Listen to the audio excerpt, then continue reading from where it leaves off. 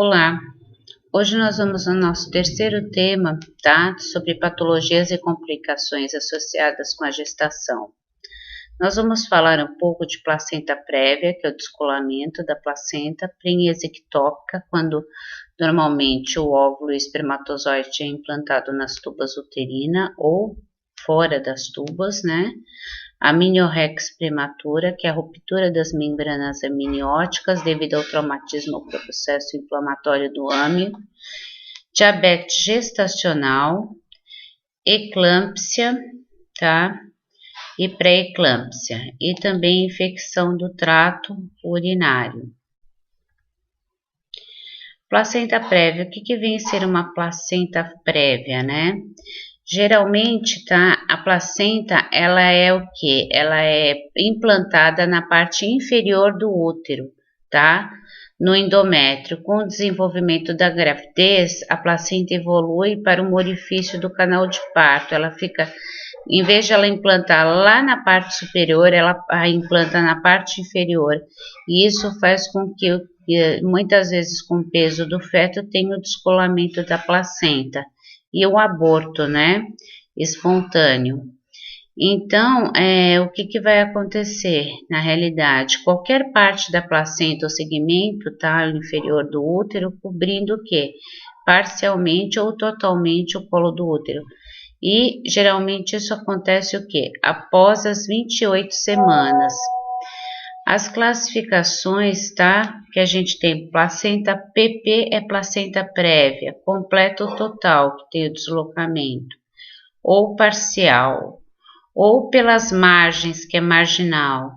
A incidência normalmente é de 0,5 a 1% apenas. Aqui vocês podem observar, tá? As figuras onde tem uma placenta normal, né? Que ela tá, ó, implantada aqui em cima, que essa é uma placenta para o desenvolvimento normal, uma placenta prévia total, né, que ela já tá aqui embaixo a implantação, então fica muito mais fácil de ter esse descolamento e ter o abortamento, a placenta parcial e a marginal, tá, que fica bem à margem, tá, do útero. Então, isso daqui, esses três casos fazem com que possa ter um abortamento, tá? Espontâneo. As condições normais da placenta encontra implantada na parede o quê? Superior do útero, como eu falei para vocês, tá? A causa ainda que não conhecem as causas, né? Constatou o quê? O problema que é mais frequente em mulheres, né, que tenha mais filhos, né, com mais filhos, com mais gestações. E aqui nós podemos ter o quê? Nas que têm sua primeira gravidez em idades avançadas também pode ter o quê? A implantação desse feto, né, que dificulta a implantação normal desse feto, malformações congênitas também, da própria placenta, as endometrioses, os tumores e cicatrizes provocadas por infecções, né? Infecções o quê? Normalmente causados por doenças sexualmente transmissíveis. Então, nós temos aqui os tipos das placentas, que é a prévia marginal, como nós já falamos, que cobre a margem do orifício do útero, a parcial, que apenas o reveste parcialmente, e a total, que é oclusiva, quando reveste totalmente o orifício. Aí, nós vamos ter o quê? Quais os sinais e sintomas que nós vamos ver? Uma coloração, um sangramento com cor vermelho bem vivo, ela é indolor, constante, sem causa nenhuma, tá? Sem queda, sem nada. Aparentemente, a partir da 22ª semana de gravidez. Aqui vocês podem ver novamente, né, a placenta prévia, né, que é o local da placenta. Aqui, né, a placenta normal, ela é colabada aqui, né, na parte superior do útero. e quando isso não acontece, elas têm o quê? Né? O abortamento. Fatores de risco: mulheres com mais de 40 anos, multipariedade, quer dizer, vários filhos, vários partos, ou danos endometriais, né? Que por endometrioses também, ou miometriais também por miomas, ou placentas muito grandes, ou pelo tabagismo também. Então, esse sangue ele vai ser bem vermelho, rutilante, bem vivo, tá? E não vai ser acompanhado de queixas dolorosas nenhuma. Não causa grande repercussão hemodinâmica e cessa espontaneamente. Inicia-se ao final do segundo trimestre e ao longo do terceiro, devido ao estiramento das fibras do miométrio também. Quadros clínicos: não há distúrbio de coagulação nesse sangue retido, quer dizer, não tem nenhuma forma que esse sangue, né, ele esteja mais propenso para poder ter o sangramento, né?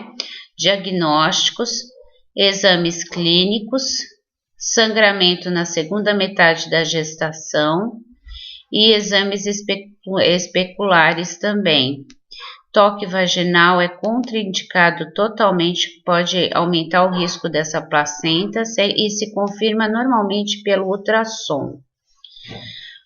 O tratamento, tá? Internação e conduta imediata para promover o que? Uma gravidez o mais termo que possa ter, né? Que pode prorrogar mais essa gravidez. O risco de vida materna e fetal também é uma das complicações. Sangramentos genitais, de coagulação, ruptura das membranas do líquido amniótico também, da bolsa pode acontecer. Os cuidados sempre ao repouso, tá? No leito. Aí a gente, dependendo do tipo do descolamento da placenta, pode ser o que? Total ou parcial esse repouso. Evitar esforços físicos, os membros discretamente elevados, observar e anotar, tá? Os movimentos fetais, sempre estar atento a isso, e as características desse sangramento e a sua frequência. Aqui nós vamos ver é uma tubo-uterina, tá? Os ovários e a cavidade abdominal e o colo do útero. Normalmente, quando a gente tem a implantação, né, e a nidação, que tem lá quando o espermatozoide ele vai fecundar o óvulo, né? Aí o normal dele, né, é normalmente passar pela tubo-uterina e se implantar no útero. Mas quando tem o que? Essa gravidez ectópica, né? Pode implantar no ovário ou na cavidade abdominal ou na tubo-uterina, essa implantação desse óvulo.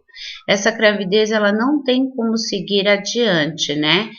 Geralmente tem que fazer a retirada desse óvulo, principalmente numa tubo-uterina que ele vai crescer, não vai comportar e vai romper. Pode dar o que? Até um choque hipovolêmico na mulher, né, na gestante, e vira óbito. Que é o que a gente chama o que? De gravidez, que é prenheias ectópita ou extrauterina, que ele é fora do útero, tá? Que é esse óvulo que é fecundado fora do útero, nas tubas, como eu mostrei, ovário, abdômen, cérvix e intestino também. A anidação tópica é quando ocorre a anidação do ovo no interior do útero, né? As causas, normalmente, que é a DIP, que é doenças inflamatórias pélvicas, devido também a algumas patologias, né, de doenças sexualmente transmissíveis, a salpingite, que é uma infecção nas tubas uterinas, pode ser gonocócica, tá? Ocasionando o que? A fusão dessas pregas tubárias que não tem como seguir adiante, ela colaba entre si. E a endometriose, né? que pode ser nas tubas, no ovário, no peritônio, que também predispõe a essa ectopia, que é essa nidação fora do útero. Geralmente, tá? Pode ser por cirurgias anteriores, plásticas, ligaduras tubárias, tá? O útero que pode ser pexias, né? Que ele tem alguma colabação. Abortamentos que foram provocados, más formações tubárias também, que determinam que as trompas acessórias de paratubas, ela não tem uma formação normal. As hipertransmigrações também, que ocorre quando a prolongação do trânsito do ovo, favorecendo a implantação antes da chegada da tuba uterina, pode ocorrer. A hipertransmigrações externas também, que é suspeitada quando o corpo do lúteo gravídico se encontra no ovário oposto ao da trompa, né, involuída, que está em uma tuba e o outro está envolvido também. A hipertransmigração interna parece ser incontestável quando se ocorre o ovo, que percorre essa tuba e atravessa a cavidade uterina e vem se afixar no coto amputado do oveoduto oposto. O que isso vem a ser, gente? Ela entra por uma tuba, ela atravessa o útero e vai se implantar lá na outra tuba uterina, tá? Que de repente, por algum motivo, teve que retirar aquela tuba e só ficou um coto. O dispositivo também, o DIU, tá? O dispositivo intrauterino também tem contribuído também muito para isso, tá? Verificando também uma incidência bem grande, tá? Dessas gravidez ectópica. Aí, os fatores de risco, né? Cirurgias tubárias anterior que fique o coto, aderências pós-inflamatórias após as doenças, né? Sexualmente transmissíveis, as infecções também. Reprodução assistida, né? Que normalmente por fazer o que? A reprodução artificial, a endometriose, as doenças inflamatórias pélvicas, mais comum também em raça negra, tá? Fumo e falha no anticoncepcional também. Primeiro intercurso também sexual com menos de 18 anos e que tenha uma gravidez também, tá? O diagnóstico é sempre pelo ultrassom, tá? História do paciente da última menstruação, a dosagem do BCG, né, no sangue. Normalmente o BCG no sangue vai o quê? Cerca de 7 a 10 dias após a ovulação. Quando a gravidez segue seu curso normais, os níveis também dobram a cada 48 horas, né? E na gravidez ectópica pode apresentar níveis baixos de HCG em relação à gravidez tópica, que é a gravidez normal. Então a gente precisa ficar atento a isso. O Doppler, que também é uma dos métodos, né, que é o transvaginal, tá, na gravidez ectópica. E laparoscopias às vezes possibilitam o diagnóstico definitivo da gravidez abdominal, tá? Que é o que? 90% dos casos. Os sinais e sintomas geralmente é dor abdominal muito intensa, por movimentos fetais bem superficiais, não tão intensos como o normal.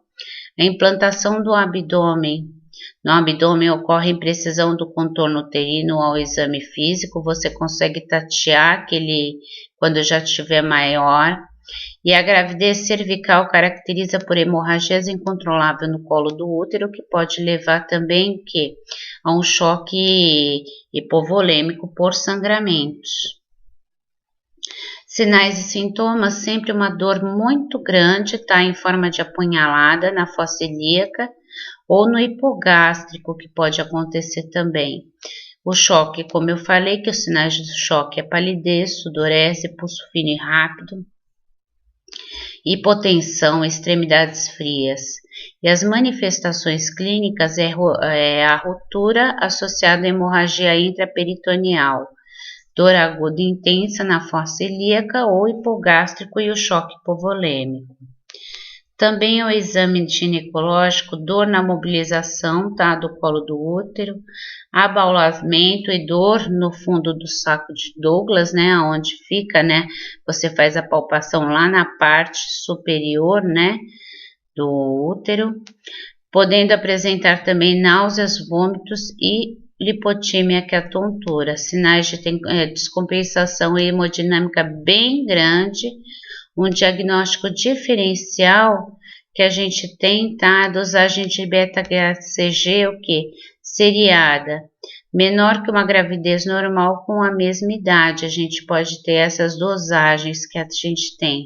Ultrassom transvaginal, laparoscopia ou laparotomia, né? Que é sobre uma ameaça de aborto.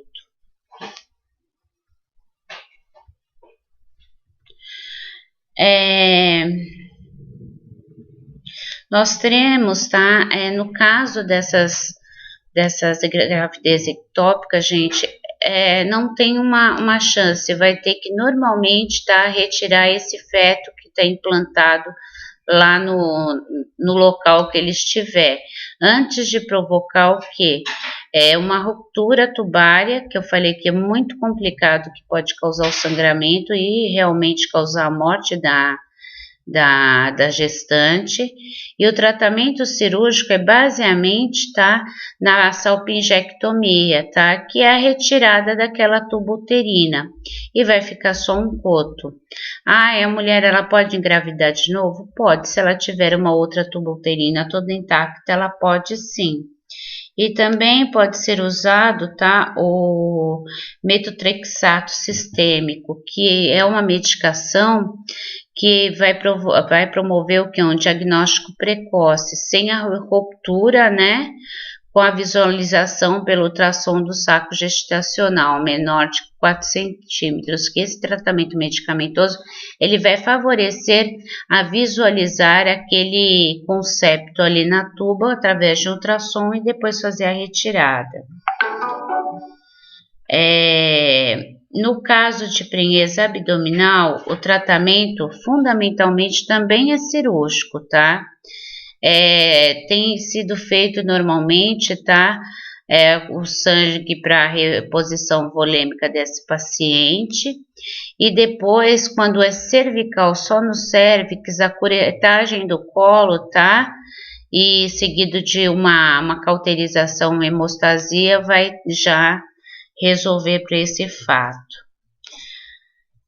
Aqui a gente tem aqui, né, o feto, né, que está se desenvolvendo na tuba, que pode ter um rompimento no colo do útero também, né, aí aqui, né, bem na abertura também.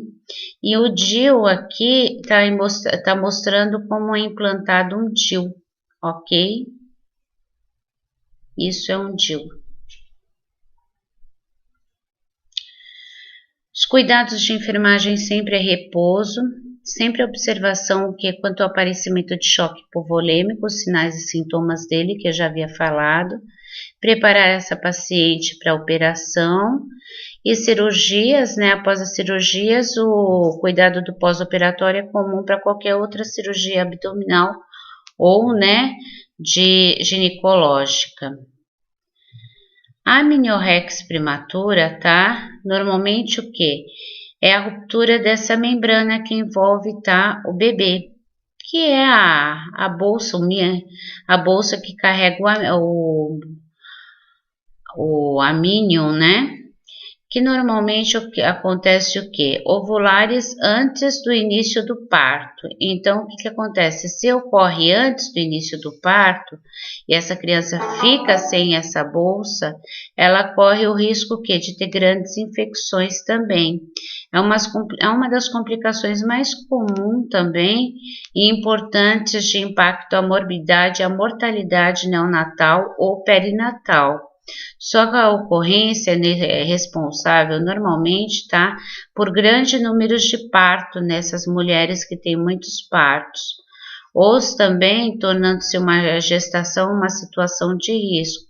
A morbidade materna também é agravada pelos riscos de infecção que ela possa ter puerperal. Essa bolsa é rompida, ela só deve ser rompida quando o quê? Já está em trabalho de parto, tá? Como eu falei para vocês, é a ruptura das membranas ovulares antes do início do trabalho do parto. Mais comum tá na gravidez. E a sua ocorrência é responsável por muitos partos prematuros também e muitas morbidades de nível de infecção, né, para gestante. As membranas são compostas de 2 folhetos, um interno em contato com o líquido amniótico, denominado âmnio, e o outro externo, denominado córium, tá? A membrana ovular, assim constituídas, permanecem íntegras até o início do trabalho do parto, que é quando eles falam rompeu a bolsa, né? A bolsa é essas membranas, só que tem que romper a bolsa e logo, e o que? Para o trabalho de parto. Sua ruptura, tá? Antes desse evento, constitui o que? Das membranas, tá? Ela vai colocar mais ou menos essa cavidade amniótica em contato com o micro-organismo. Então, ele vai ser o que pode ser encontrada na vagina e vai propiciar também uma contaminação para o feto e também pode ter o que? Uma contaminação para a mãe, causando grandes infecções. Aqui vocês estão vendo, né? Que ele está aqui, né? O bebê na bolsa, tudo direitinho, cordão umbilical, tudo. E aqui já ocorreu uma amniorrex prematura, que foi o rompimento dessa bolsa. Os fatores de risco normalmente, tá? Baixo nível socioeconômico, tabagismos, doenças sexualmente transmissíveis, colonização do colo do útero por algum micro-organismo, parto prematuro, prévio, né, que geralmente, trabalho de parto também, prematuro com sangramento prévio e também o que? A gestação gemelar, tá, que pode ser polidramia também com muito líquido ou amniocentese, que devido ao que? A aspiração daquele líquido da bolsa amniótica pode ter tido esse rompimento nos exames. Sempre o quadro clínico envolve o que é a perda do líquido e é bem indolor, pode ser líquido bem pouco também, tá? Que devido à amniocentese. Não deve ser submetido também em hipótese nenhuma ao toque vaginal, tá? Que aumenta o risco de infecção. Pode ser diagnosticado pelo ultrassom para visualizar a quantidade de risco de líquido também. Medicar conforme a prescrição com antibiótico profilático ou curativo. Anotar e comunicar as características do odor do líquido amniótico também. Os cuidados normalmente, tá? Pode ser o quê? Se a gestação for menos de 34 semanas, deverá ser administrar o quê? Inibidores para contratibilidade uterina e corticoides para amadurecimento o quê? Pulmonar do feto. E entre 34 e 37 semanas, tá? Deverá ser uma conduta de expectativa, quer dizer, qualquer momento pode nascer. E 37 semanas já é indicado interrupção e já fazer o parto dessa gestante. Na diabetes gestacional, entende-se como que uma diabetes, tá? Que só essa gestante ela vai ter só naquele período gestacional. Terminando, tirando o concepto, ela vai voltar ao normal, ela não vai ter mais diabetes. Normalmente é quando se tem intolerância a carboidratos, açúcares também, tá? Depende da a gravidade é variável, tá? O reconhecimento dessa gestação, geralmente o que? Ela pode ou não persistir, mas normalmente o que acontece? Uma grande porcentagem, tá? Não vai persistir. Cerca de 4% de todas essas gestações são complicadas pela diabetes e a prevalência dessa diabetes vai oscilar de 1 a 14%. O feto utiliza como principal fonte de energia a glicose da mãe. E a produção dessa glicose da mãe é regulada pela ação da insulina também, demandando, tá, do organismo materno a produção extra de insulina para atender às necessidades. Então, essa mãe, o quê? Ela tenta produzir extra quantidade de insulina. E normalmente o que vai acontecer? Quando, tá, os níveis de glicose da mãe no sangue também pode subir devido às mudanças hormonais da gravidez que interferem na ação da insulina, essa doença ela vai se manter quase toda a sua totalidade, apenas durante só a gravidez e as gestantes em média com 1 mês de parto, tá, os seus níveis estão dentro da normalidade. E esses bebês, ele tem uma grande propensão a nascer o quê? Hipoglicêmicos. Por quê? Ele tá acostumado a viver com aquela grande quantidade de glicose da mãe que está produzindo.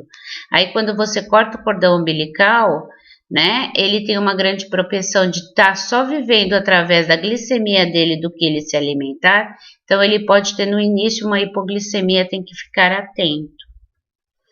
Os fatores de risco, sempre obesidade, que é uma história familiar também de diabéticos, idade avançada, mais de 40, ganho de peso excessivo, né? Por exemplo, a criança tem 4 quilos, a mãe engorda 35. Normalmente, tá? Gestações passadas com fetos anteriores, microssômicos, né? Com peso, né? Acima do que? De 4 quilos, aquelas crianças muito grandes, e história de aborto anterior. As complicações, tá? Parto prematuro, tá? Polihidrâmio, que é o aumento do líquido amniótico também, malformações fetais relacionadas à idade gestacional, macrossômica fetal, feto muito pequeno, mortalidade materna e perinatal, principalmente por prematuridade. E mulheres diabéticas, normalmente, tá? Tem que ter um controle adequado do seu estado metabólico, tá? Na pré-concepção, devendo ser imperativo o início da gestação da fase embrionária, que ocorre uma fase mais de normoglicemia. Depois que ela tira o bebê, ela já tem uma glicemia normalizada. Ocorre também um aumento de incidências de má formação congênita, tá? Pelo descontrole glicêmico, tá? E a formação de desenvolvimento de diversos órgãos de um organismo também pode ocorrer um comprometimento também na criança. As condutas pré-natal normalmente é glicemia em jejum, deixando o paciente com uma glicemia mais normalizada, mais próximos dos 100 mg por decilitro. E nas principais consultas pré-natal, a gestante deverá ter vários controles de exames, tanto de sangue, de urina, tá? Ou outros exames também para detectar os problemas de saúde ou teste de glicemia em jejum. O resultado, tá? Quando for considerado alterado ou possuir um dos fatores de risco acima que a gente falou anteriormente, idade e tudo mais, esse exame, tá, deve ser mais preciso, que deve ser aquele teste oral de tolerância à glicose, que o paciente irá tomar um líquido muito doce, que é o destrozol, que é 75 gramas de glicose, de 1 a 2 e 3 horas, e após a realização, sempre a coleta de glicemia, para saber como que está esse organismo se modificando, né, ou tendo essa tolerância à glicose. O teste deverá ser realizado entre geralmente 24 a 28 semanas. E a insulina, tá, ela é usada apenas quando necessário. A insulina de escolha também, tá, a de ação lenta, normalmente vai ser NPH, que deve ser a dose fracionada 50% de manhã, 25% na hora do almoço e 25% no jantar, que é o médico que vai fracionar essas doses e vai descrever as quantidades também. E aí nós temos o que? Os hipoglicemiantes orais, que pode ser também utilizado, mas é muito pouco feitos, porque pode ter o que? Efeitos teratogênicos, que pode provocar má formação no feto. Então é muito pouco usado, isso daí não é usado na fase gestacional. A dieta, ingestão calórica de 30 a 35 calorias, tá? Por quilos deve ser distribuída de 40 a 50% desses carboidratos, gorduras e tudo mais. Devemos sempre avaliar a glicemia, avaliação do bem-estar dessa paciente, realização de uroculturas mensalmente e ultrassom morfológico, tá? E também devemos ter o que? O HP glicosilada, que serve como fator prognóstico para uma possível má formação congênita também. O que é esse HB glicosilada? Mostra o equilíbrio glicêmico durante, né, o tempo de circulação da hemoglobina, que é mais ou menos 120 dias, que ela sobrevive, aí nasce outras hemoglobinas também. Se o HB estiver muito aumentado, significa que o controle da glicemia já está alterado há 10 semanas, e com isso ocorrerá uma maior chance de má formação. Se a glicemia ultrapassar 140 mg por decilitro também, a gestante com alterações glicêmicas, né? A partir disso se realiza, né, o TOG. Deverá ser realizado pela glicemia de jejum, que deverá ter um valor mais ou menos de 100 mg por decilitro, que a gente considera o normal agora. O tratamento é sempre o que? Dieta adequada, tá? Incentivar a atividade física, os controles e monitorização de glicemias capilares em casa, tratamento com insulina na diabetes, tá? Pode ocorrer, mas com muito cuidado. O tratamento ultrassom obstétrico contra a contagem do número de movimentos fetais e, né, redução normalmente, tá? Desses movimentos fetais é considerado um sinal de alerta muito grande, pode estar em um sofrimento fetal. Resultados do bebê. Os bebês nascem em média com 3,5, mais ou menos, tá? Em pacientes com diabetes mellitus gestacional, que pode ser o que? Chegando até 5 quilos. É muito giga essas crianças, tá? Aumentando o peso do bebê acontece devido à taxa de insulina e glicose, como eu falei para vocês também, tá? O resultado do bebê, no término da 36ª semana, essa taxa de glicemia materna continua fora dos padrões também, e estão muito altos, e após o trabalho de parto do cordão umbilical da mãe, quando eu falei para vocês, não receberá mais aquela glicose muito alta da mãe, então essa criança vai ter que viver com a sua própria insulina, com seu próprio glicemia, que quando teve o corte do cordão umbilical, essa criança ainda consegue produzir ainda altos níveis de glicose, porque a mãe estava com diabético. Aí é uma grande propensão para ele ter hipoglicemia.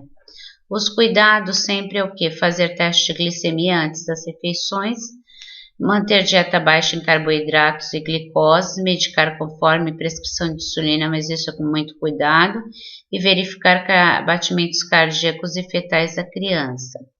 O que vem ser uma eclâmpsia ou uma pré-eclâmpsia? É devido aos distúrbios hipertensivos da gravidez, que ocorre aproximadamente de 3 a 10% dessas gestações. Inclui normalmente, tá, um aspecto clínico que podendo apresentar apenas com quadro leves de hipertensão, que é a edema, e evolui por uma insuficiência de múltiplos órgãos e a morte materna. Então, a eclâmpsia e pré-eclâmpsia, ela pode ser desde leve até fatal. Essa síndrome é caracterizada normalmente pela hipertensão arterial aumentada, edema, proteinúria, que é uma proteína na urina muito aumentada, e é a partir normalmente da 20ª semana de gestação, tá? A pré-eclâmpsia é um distúrbio hipertensivo, onde ocorre depois da 20ª semana de gestação. E tem um comprometimento renal, levando ao aumento da proteína, né, da proteinúria, da proteína na urina. E também esse distúrbio acontece entre 5 a 7% das gestações, sua causa é muito desconhecida.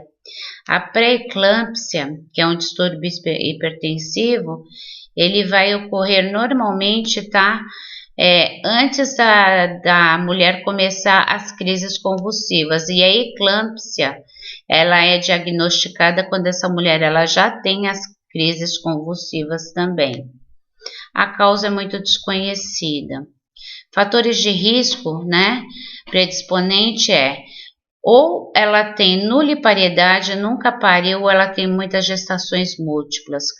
Menores de 18 anos e maiores de 35, que são sempre os opostos. História familiar de hipertensão na gravidez, má adaptação imunológica também, conforme o feto, que esteja lá o organismo reconhecendo como algo estranho, isquemia placentária, que é a diminuição ou o aporte de nutrientes de sangue para essa placenta também, e a própria genética, né, suscetibilidade de genética. As manifestações da pré-eclâmpsia normalmente se dá devido à crise hipertensiva, edema e proteinúria. Esses são os sinais clássicos dela. A hipertensão da gravidez é considerada uma hipertensão com níveis pressóricos de PA de 140 por 90 miligramas por decilitros de sangue, tá? Então, o que pode acontecer? O edema generalizado pode ter uma anasarca acentuando-se normalmente nas mãos e na face. E a proteinúria é diagnosticada talvez através de proteínas com 5 gramas ou mais numa amostra de 24 horas de urina. Alguns casos também pode surgir sintomas como distúrbios visuais e cerebrais, como eu falei para vocês, que quando surgir os distúrbios cerebrais, que são as convulsões, aí ela não é mais uma pré-eclâmpsia, ela é uma eclâmpsia, tá? Que é a visão turba, cefaleias, dor epigástrica, função hepática prejudicada, trombocitopenia também, edema pulmonar. O ganho ponderal sempre vai ser o quê? 1000 gramas, né, em uma semana. Puro líquido, puro edema, né, também. E na eclâmpsia ocorre associado aos sintomas, né? Fora os sintomas da pré, vai adquirir a própria convulsão. As complicações sempre vai ser neurológica, como edema cerebral, hemorragias, que é aumento da pressão intracraniana, perfusão diminuindo, podendo levar à hipóxia, como é a morte.